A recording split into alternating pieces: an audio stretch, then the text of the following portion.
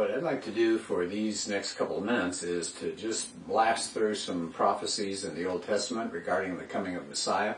And I know you hear a lot of these at Christmas time, but I want to throw a little different slant on it, and that is to see what the Jewish thinkers and rabbis have done with these particular passages. And maybe the most famous one that people will look at Christmas time is Isaiah 53. In fact, some people call Isaiah the fifth gospel, because there seems to be so much that ties into Jesus. And we know Isaiah 53, he took up our infirmities, carried our sorrows, yet we considered him stricken by God, smitten by him and afflicted. The punishment that brought us peace was upon him, and by his wounds we are healed. So that's a pretty famous passage there. And in fact, the Jewish reaction to this has been to eliminate this chapter when they do their yearly calendar readings. Well, why? Because it seems so obvious to people that this is referring to the Messiah. So there's one passage. Let's look at Psalms. Let's look at Psalm 22. This sounds like Jesus on the cross, doesn't it? It says, my God, why have you forsaken me?" Those are the exact words that Jesus quoted when he was on the cross. "All who see me mock me." I'm just kind of skimming through parts of it here. I am poured out like water, and all my bones are out of joint. When somebody's on the cross, their bones are pulled out of joint. And then it says, "Dogs have surrounded me. A band of evil men has encircled me. They have pierced my hands and my feet." Now, that part about piercing is interesting, because when David wrote this, crucifixion was not going on. That's the Romans that come much later to do crucifixion. And so there have been attempts by Jewish people to retranslate that in some other form, but it goes back to even the Septuagint, which was written before Jesus. That's the Hebrew translating their Bible into the Greek, used that term pierce. So it seems pretty obvious that the word was pierced there. Now, how about Isaiah 9:6?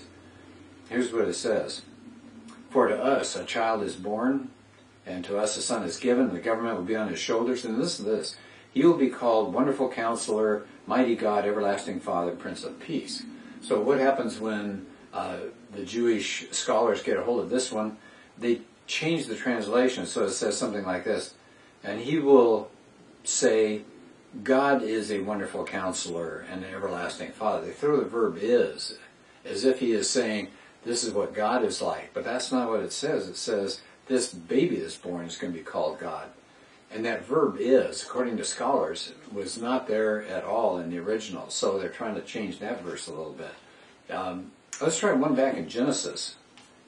I love this one because I like history. Genesis 49. "The scepter will not depart from Judah, nor the ruler's staff from between his feet, until he comes to whom it belongs." Now, who's the he that's going to come? The Messiah. And it says Judah is going to have a scepter until that time. And in that context, what they're talking about was the power of life and death. To have a scepter is to control life and death. And the Jews had the right to punish with life and death until the Romans took it away. And guess when the Romans took it away? During the time of Jesus. That's why they had to take Jesus to Pilate. Okay, so that seems to be a pretty interesting comment.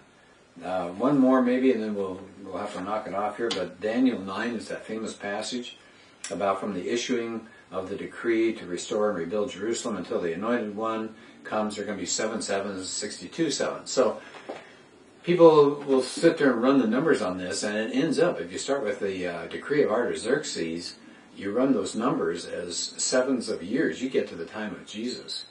And again, I wanted to give you the Jewish response to this and to the Genesis passage.